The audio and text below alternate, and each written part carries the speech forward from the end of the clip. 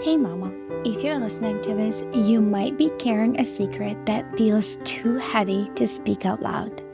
You look like you got it all together, you serve at church, maybe you even lead a Bible study. You smile when you drop off the kids, but no one sees the other side of you, the one that comes out behind closed doors. At home, you are a completely different person. You yell, you explode, you scream at your kids, sometimes in their face. You tell them to shut up. You grab them too harshly. You throw things across the room. You smack them in anger, twist their ears, spank them in rage, and immediately after, you are hit with a tidal wave of shame. You cry alone in your room and you whisper, "God, what is wrong with me?" You feel scared and disgusted by your own reactions. You're terrified that someone might find out. You wonder if your kids would be better off without you. You feel unworthy, broken, and too far gone to be redeemed. You try to fix this on your own. You listen to podcasts, parenting books, download freebies, but nothing changes. You keep falling back into the same patterns, and it feels like you are stuck in a cycle that you can't break. You don't trust yourself anymore, and if you're honest, you are afraid of who you become. But here's the truth, mama. You are not beyond hope. You're not alone, and with God's help and the right support, you can change. I'm Elizabeth, a mom of 4 and an anger management coach for Christian moms. And inside my Calm Christian Mom coaching program, I guide women just like you through a powerful transformation. This isn't shallow behavior management. We go deep. We address your triggers, your stress, your mindset, your nervous system, and the spiritual root behind your patterns. We invite God into every layer and walk hand in hand towards healing. In just 12 weeks, you can become a completely different mom, unrecognizable. One who leads with patience, not panic. One whose children feel emotionally safe around her. One who cultivates peace. This summer, I'm offering a Calm Mama Strategy Session, a powerful 15-minute one-on-one coaching session designed to help you uncover the root of your anger and receive spiritual, emotional, and practical support. It's your chance to experience what coaching is like with me before diving deeper into ongoing support. If we both feel like the full program is the next right step, we can talk about what that looks like for you. You don't have to keep living like this. Your family is worth healing, and so are you. Use the link in the show notes to book the Calm Mama Strategy Session.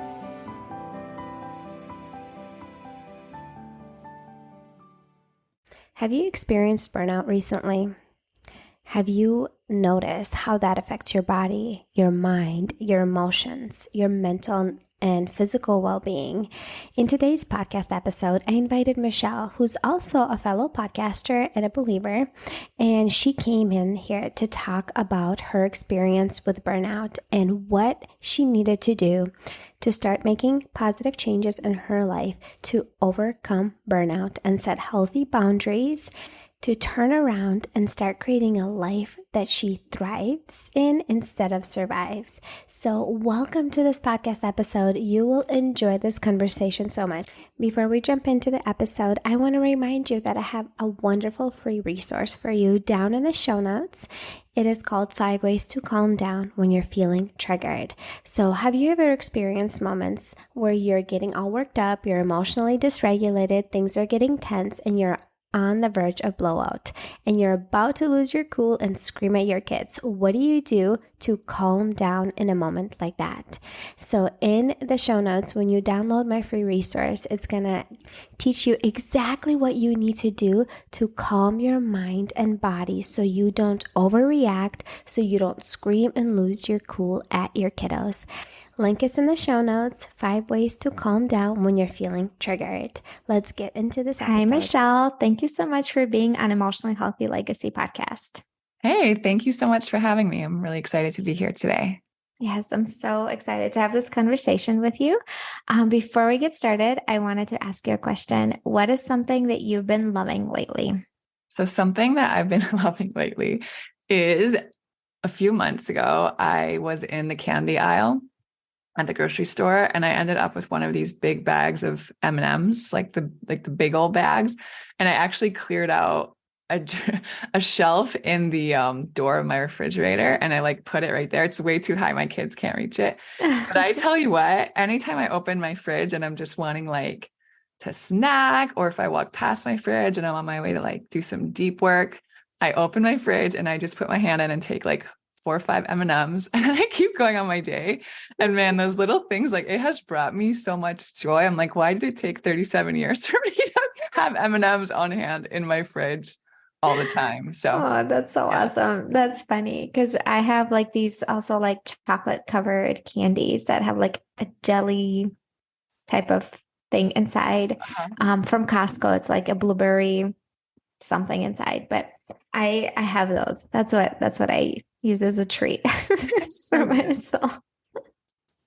Well, I would love for you to introduce a little bit yourself, like who you are and what do you do. Tell us a little bit about your family.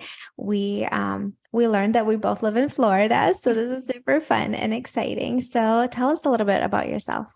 Yeah. So my name is Michelle Grosser. I do live in Florida. I'm married. We also found that we were married the same year. So going on 14 years. I have 2 daughters, Amory and Ashton. They are 6 and 4.5. So they're now starting the school years, which has been a really fun shift for our family. For the better part, I guess more than a decade now, I've been practicing law. So I'm still running a law firm and still doing a lot of the legal side of stuff.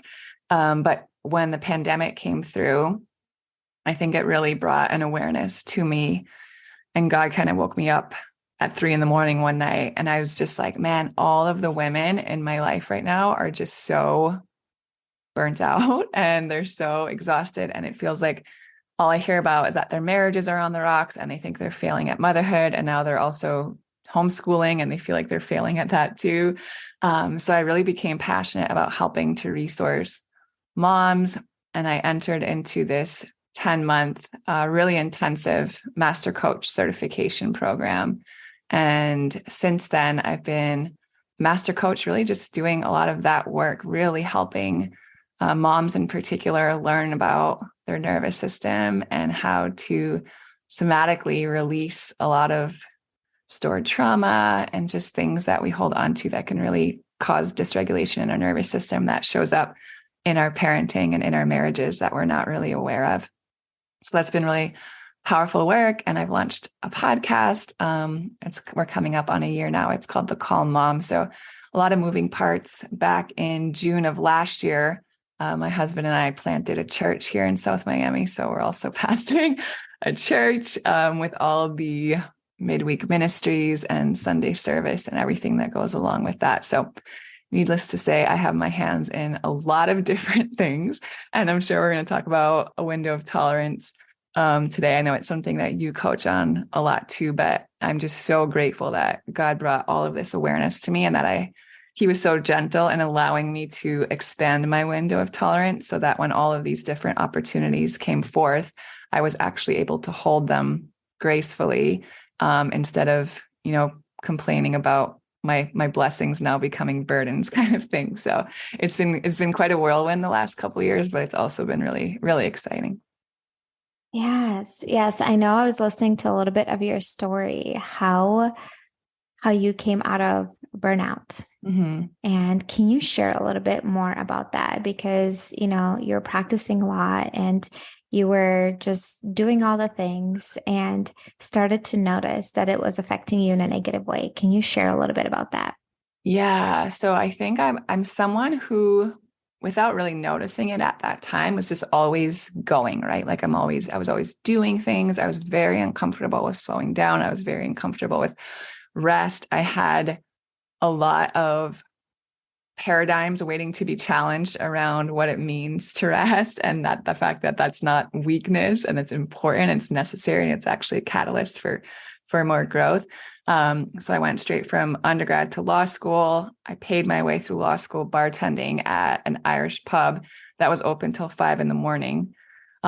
While going to law school. So I would get out of there at like 5, 6 a.m, go to law school at 9 a.m. And I mean, we shake our heads, but it's like, I don't even know how I did that for 2.5 years. When did you sleep? Or did you sleep? I would like sometimes, and my husband and I at the time, we lived on South Beach, which never sleeps. So I would just like come home and crash for a couple hours. And then like, I don't know, the garbage can would come to, or people outside my window, and I'd get up and start my day. And, it might've been definitely not advisable, but it might've been sustainable for a few weeks or months because I was, I don't know, 24 years old, 25 years old with no kids. But it was still really, really bad for my body. And I still didn't pay attention, and I still didn't slow down. And I finished law school in 2.5 years because my crazy overachieving self was like, I got to get out of here so I can stop also working at a bar so I can make some real money. And little did I know, being a first-year associate at a big law firm is not a good way to find more rest.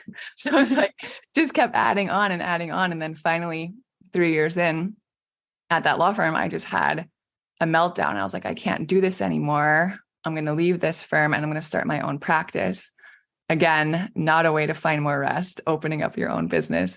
And then I had a daughter and I stayed home. I had a law partner at the time, so I was able to stay home with her, still working, but from home for 4 weeks, I think. And then I just started bringing her to the office every day. And I just remember like I had a little pack and play and a swing in my tiny little office. And I would be on depositions, calls, hearings, all these things. And if she made noise, I would just like start breastfeeding her. If I had to pick up the phone, I would just like kind of slap her on and just pray for 10 minutes of quiet. And it just none of it was sustainable. And I just came crashing down because I was so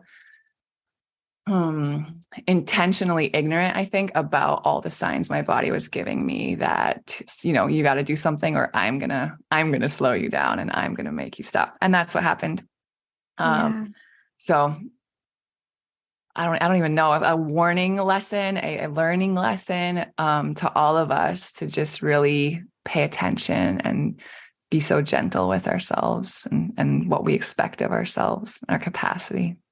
Yeah, there's this quote that I heard somewhere, and I think it's really great. If you don't pick a time to rest, your body is going to pick it for you. That's it.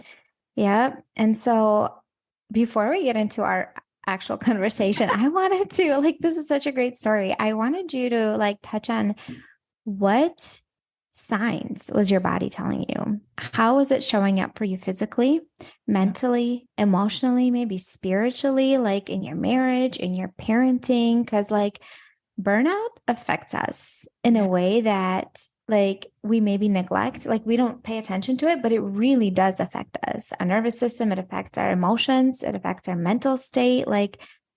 What were your signs? How was it showing up for you? Yeah. I think it was probably even more pervasive than I'm even aware. Physically, I know I had, chronic skin issues. I always had this red rash that would pop up on my chin and my cheek. And I was just slapping on whatever ointment or cream I could that I thought would make it go away and ignoring it. I really suffered from insomnia. So I just was not sleeping well. I could pass out because I was so tired, but I would wake up at, midnight, 1 a.m. with racing thoughts and just really struggling to go back to sleep. Before I had my first daughter, I had 2 miscarriages. So I don't know what factor just that stress had on those pregnancies.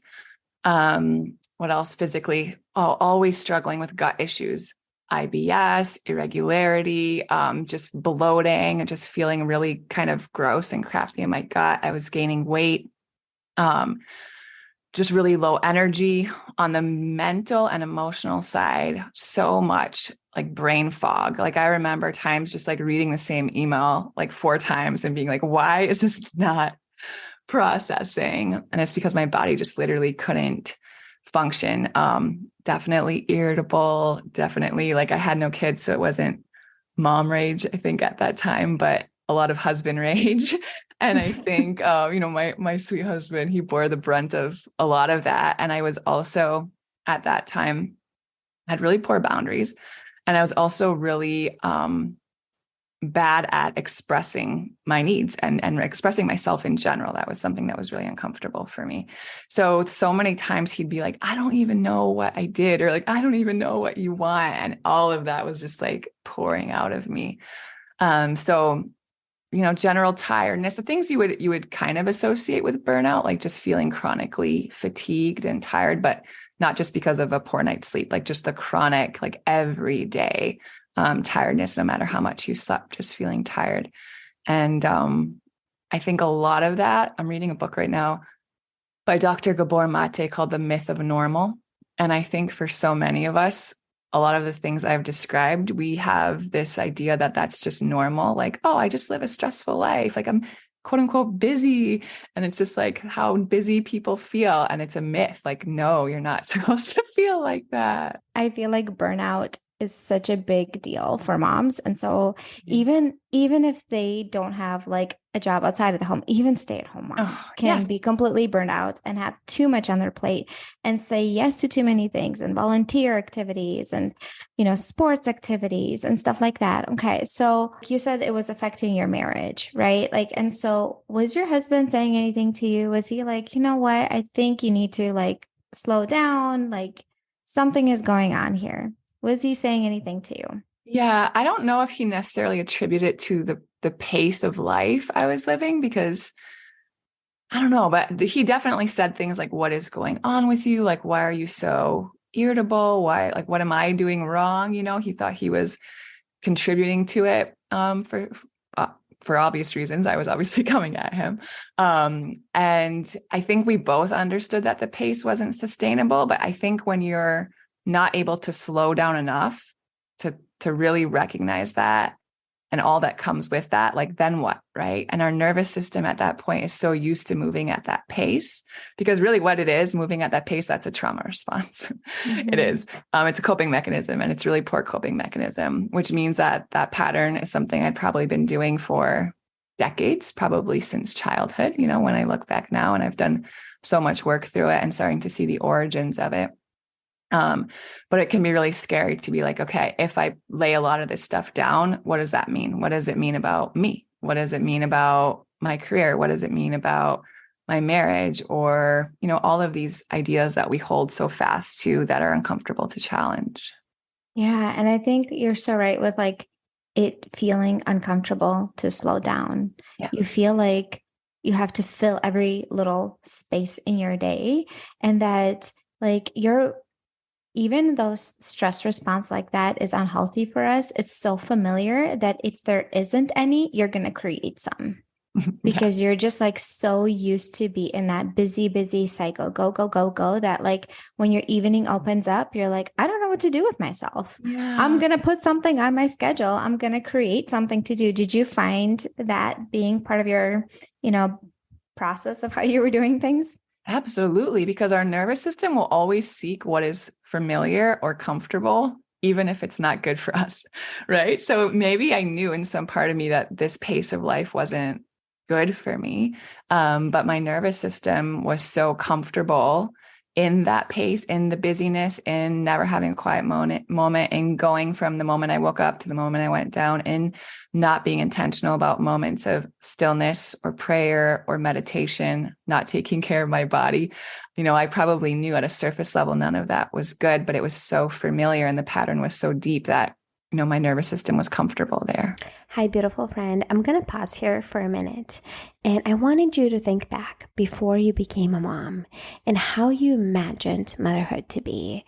Did you imagine yourself sitting down on the floor and just playing with your kiddos and enjoying every second of motherhood and just being this peaceful, calm presence with your kiddos?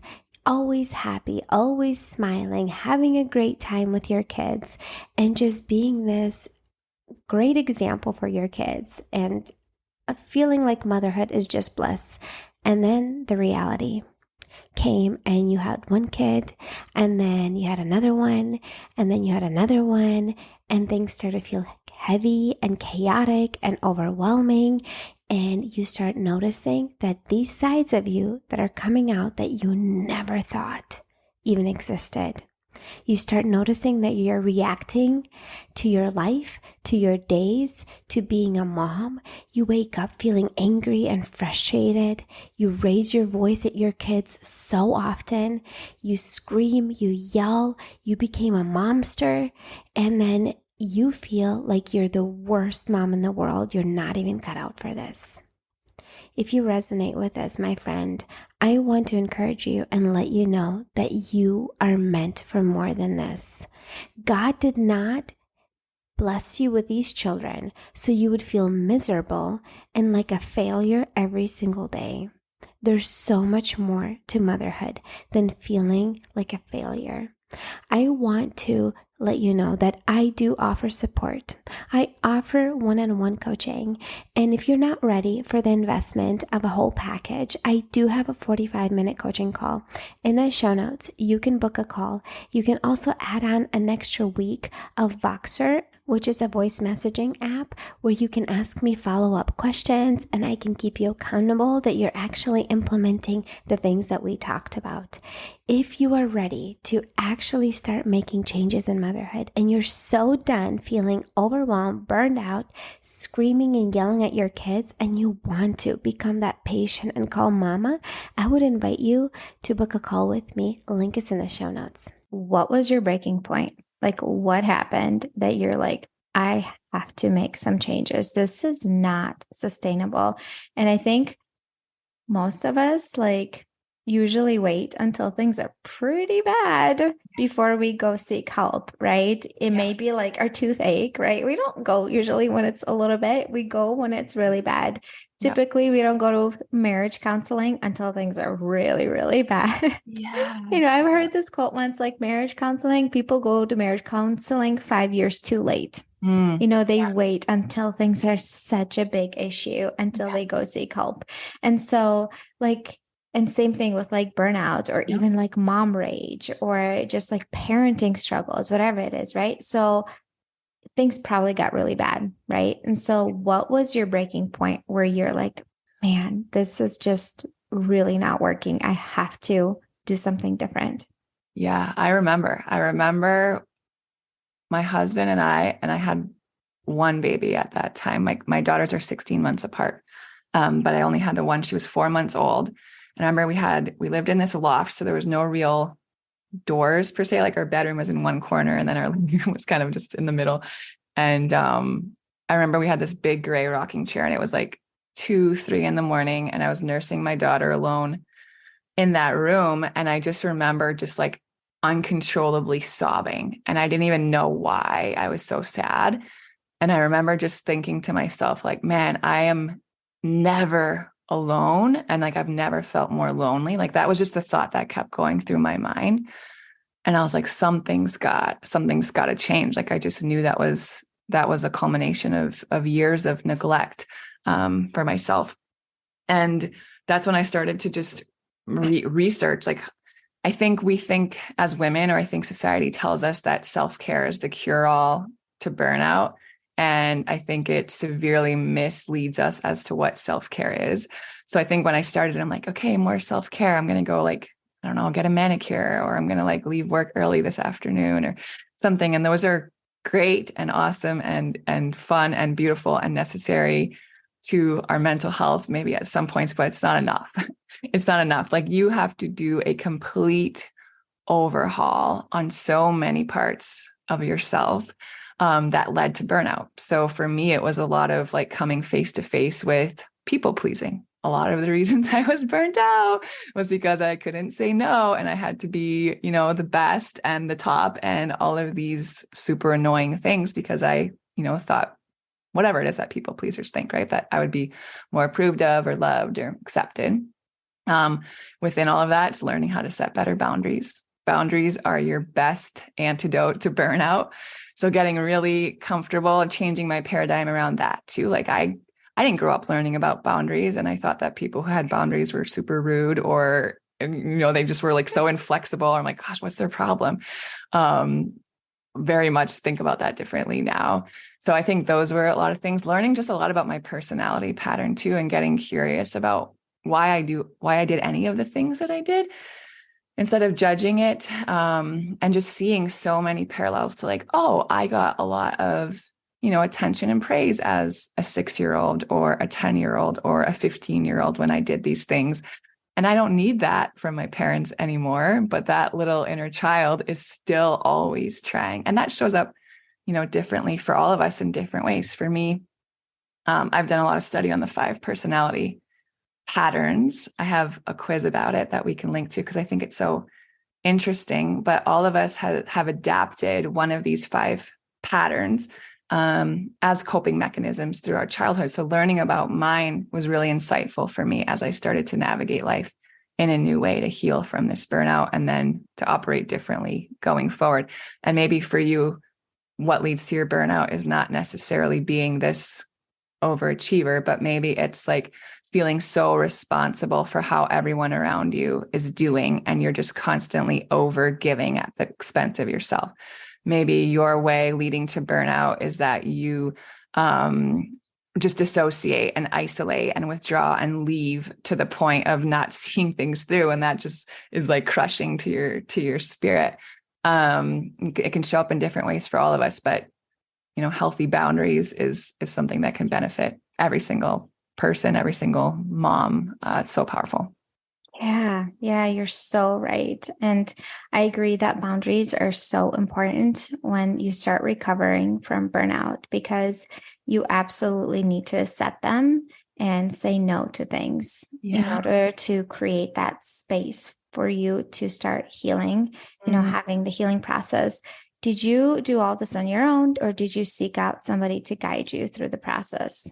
Yeah. So I think it was a combination of both. I think I started on my own and I bought the books and my mom bought me a book called Burnout. And my husband was like, he told me afterward, he's like, every time I saw that book, it gave me so much anxiety. I was just like, had that thing everywhere. I read all about it. But, similar to, I know a little bit about your journey. It's like, I can read all of these things and listen to all these podcasts, but actually embodying that required me to work with someone and put it all into practice. Because also intellectualizing things is part of my personality pattern. And I love to learn and I love to consume, but that didn't lead to the growth that I wanted to see. I actually had to embody this stuff and put it into practice. Yeah. And I think for me too, similar, like what helped me on my journey with even like when I went to counseling for parenting was actually meeting with somebody every single week via Zoom and get to ask questions and for her to walk me through some things that were weighing me down and explain them and like help me what is the next step and keeping me accountable like next time I showed up, So that was a huge part of what helped me sustain the changes that I was making, having that support and accountability, because you can do some things on your own, definitely, like for sure. But like for majority of us, we need that support and accountability. I would even say all of us, honestly, because we all have blind spots. And I think the problem with feeling like you're on the hamster wheel is that you don't know what you don't know. And you don't know what's not serving you. You're like, okay, I know this might work, but I don't know. I don't even see all the things I'm doing that aren't actually healing for me or serving me well or serving my marriage well or my parenting. So having a mirror or someone who's been through it or someone just an outside perspective is so powerful. And what do you think was the changes that you started making first? You said you started doing some like more of a superficial type of self-care, pedicures or whatever, but what changes did you start making that you started to notice that it was, actually making a difference in your days? So I think a huge part of it for me was just the awareness of why I was doing a lot of these things. Because once I had that awareness, okay, so I'm going to agree to go to a networking thing after work or something when really that's not what I want to be doing or should be doing.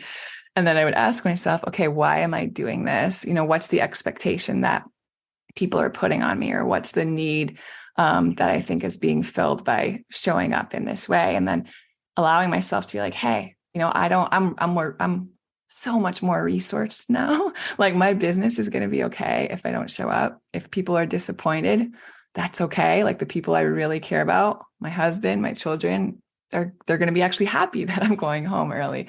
And then when we can explore that and resource ourselves, then I think we can turn to that curiosity and that compassion, and we can make decisions that are better for ourselves without the guilt. And I think that's a huge part of it. And that is kind of, tying into the inner critic work, but there's no point in setting boundaries if we're just going to feel guilty about setting them. That's just spiraling a whole other area of dysregulation. So really learning to just support and resource myself in things that were new patterning, new ways of thinking, saying no when it felt really uncomfortable, declining a lot of things. A lot of it was just practice, and the familiarity that, comes from repeating stuff like that. Yeah. And I just want to add to that when you are setting boundaries at first and saying no to things and creating that white space in your day and start doing some healthy habits and stuff, it will be uncomfortable. It will be unfamiliar. It will feel a little bit weird at first. And so how did you deal with the discomfort? Like even, like you said, guilt, when saying no to something, having somebody be upset at you, like, how did you process that?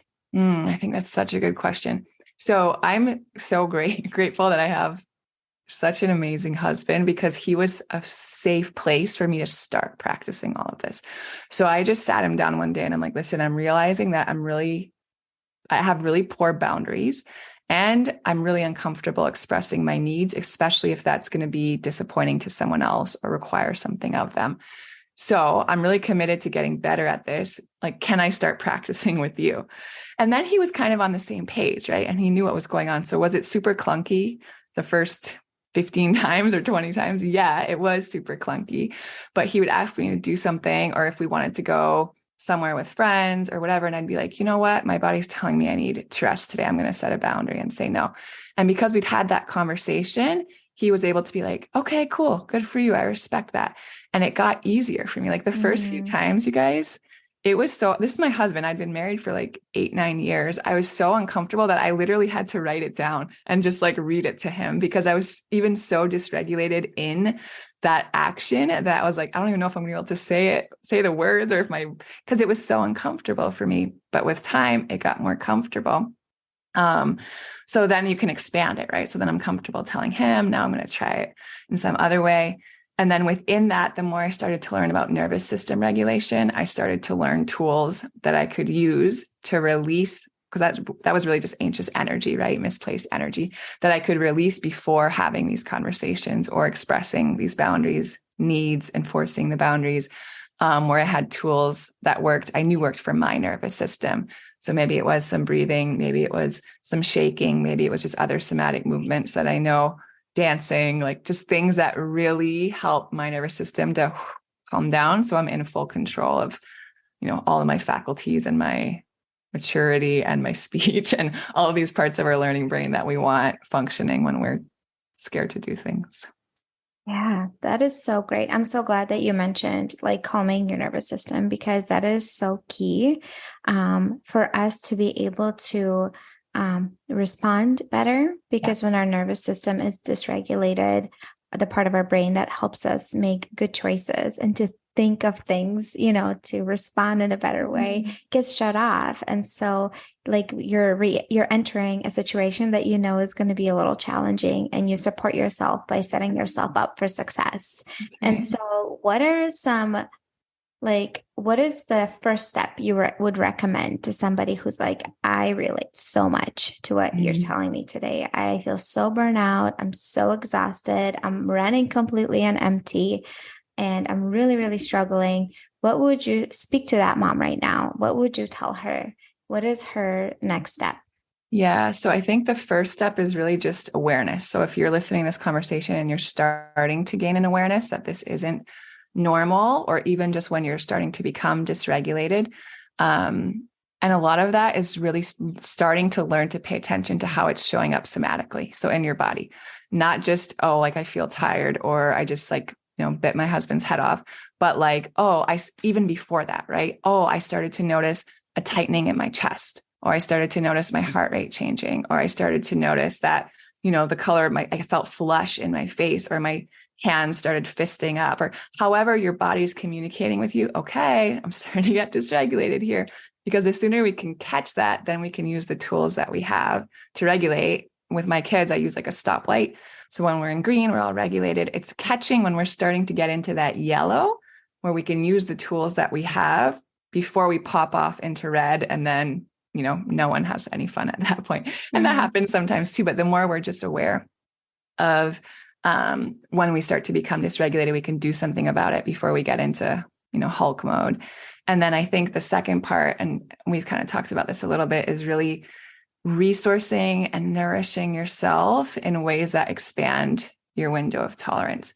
So, this is a lot of the work that will help heal burnout too. But, what are your sleep habits? Like, don't eat a big meal 3 hours before you go to bed. Don't have caffeine before afternoon, or, like whatever things that you notice are affecting your sleep. What time do you go to bed? Are you having screen time before bed? What are you nourishing your body with, right? I read something the other day, it was like 96% of serotonin is produced in our gut. So like, how are you taking care of your gut? What kind of foods are you consuming? How much alcohol or caffeine or other substances are you consuming? All of these things affect our nervous system. And then also just incorporating play. Like, women and moms, it's like so tragic. I think we've forgotten how to play and how important it is for the regulation of our nervous system. And I'm not talking about just like sitting on the floor and playing Barbies with your kids, because for me, that often causes dysregulation for me. It doesn't cause regulation, but I'm talking about things that really light us up. Like, maybe you used to play an instrument, or you love art, or you just really enjoy being like hiking in nature. I know for me, my husband and I always pick a word of the year. And my word this year was joy. And I'm like, every day I'm like, today is the day the Lord has made. Let me rejoice and be glad in it. And I've put joy alarms on my phone, and 4 times a day they go off. And I just like either play a song that I love and I just dance like a fool for 30 seconds, or sometimes I'll just have like a little party in my chair. But it sounds so silly, but the power in the way that I'm actually changing the neural pathways in my brain to fire to joy instead of to negativity or pessimism or panic or all of these other things, like those are intentional patterns that I'm setting. I want my nervous system to be like, hey, this is a good state. Hey, I'm going to, this feels really good. And I'm going to divert towards joy instead of all the other crap that the world's trying to send at us. So I think play is so underrated. And I would encourage all of you to, like, I don't know, 5 minutes a day, just do something that feels playful to you. And you're going to be blown away at the impact that that has on your motherhood, your marriage, your work life, your level of joy. Like, when we become moms, we don't resign ourselves to a life of blah. Like, we're entitled, right? Like we've been gifted. We were talking about fruits of the spirit, like joy. Like, we're supposed to live with joy. We were created to live in joy. So my encouragement, I guess, is just don't forget it. Yeah, that is so awesome. I love that you have a reminder on your phone. I was listening to your podcast and you said that. I'm like, I need to do that, to just, turn on a fun song and just dance around with the kids or something like that. I have one of my third son, he loves like upbeat music and anything that's funny, and he's almost 6, and I don't know what it is with boys, but anything that has to do with poop and farts and like awesome. diarrhea, like he found this playlist on Spotify that like is all about poop songs, and he just like loves it. He will turn it on and he will like run around the house with that iPad and just think it's the funniest thing ever and just like laugh about it. I'm like, I need to learn from him. Yeah. So good. I love that. I love that you found that for him too. Like, that's a major mom score. That's awesome. Yes. Well, okay. So we're going to wrap up. What is one last thought that you have for the mama that's listening? I kind of want it to just be the mission of all of the work that I do with moms in particular, is just for us all to get to a point where we really just approach our mission in motherhood with compassion and curiosity over judgment. And I think, everywhere we turn, people are waiting to judge us or provide us opportunities for, getting caught in a trap of comparison where we end up judging ourselves. And so rarely does anything good come out of that. So much more growth personally, spiritually, professionally will come from a place of curiosity and compassion. And then it's kind of like the overflow, right? Like our cup runs over. We're extending so much grace and compassion, curiosity to ourselves. It flows over to our kids. It flows over to our husbands. It flows over to, the people we see on the street. And that's really how and I think, anyone listening, that's how we want to live our lives, right? We want to interact with people in that way. We want to show them love in that way. We want to be a light in that way. But like everything else, it begins with us. So just having that awareness when that little voice starts to creep in, or maybe it's very, very loud sometimes, wanting to judge you or shame you or guilt you, instead of trying to push it away, we can just be like, hey, you know what? I hear you, and I'm not choosing to listen to that today. Or I hear you, there's an ulterior motive here. I see you're trying to protect me or what, but I got this. And then getting curious and compassionate with ourselves is really beautiful. That's beautiful. That is beautiful. Thank you so much for being here. This was such a great conversation. I loved connecting with you and just talking on this topic, and just even with somebody who's also a believer, who's experienced burnout and has come out on the other end. It gives hope to other moms to see that there is a way out. You don't have to stay where you're at right now. This is not the life that God envisioned for you. You're meant for way more than living in survival mode and just reacting to your days. Where can our listeners connect with you? Yeah, thanks. It's been really good to be here too. I've loved it. You guys can connect with me on my podcast. It's called The Calm Mom. You can also go to my website, michellegrosser.com. There's information there about coaching and courses. I do a lot of work with nervous system dysregulation and regulating, especially for moms. You can find me on Instagram at michellegrosser.coach, although I do not spend a lot of time there. So your best bet is on the podcast. But we have great guests like Elizabeth and other women coming on to just share encouragement and expertise. And we talk all about how we can, make this motherhood journey more enjoyable for all of us. So I would love to meet you there. Thank you so much for being here. My pleasure. Thanks for having me. Hey mama, do you find yourself snapping over the smallest things, like spilled milk or constant whining, then feeling horrible afterwards? If you're tired of losing your temper and you want to show up with more patience, I have something for you. It's a free training called How to Be More Patient with Your Kids, so you're not screaming over spilled milk. Inside, I'll walk you through 10 simple things you can start doing today to become a calmer, more Christ-like mom, even on the hard days. To get it for free, just leave a rating and review on Apple Podcasts and send a screenshot to hello@emotionallyhealthylegacy.com. Or if you'd rather skip the wait, you can grab it right now for just $27. The link is in the show notes. Let's help you become the peaceful, patient mom your kids need.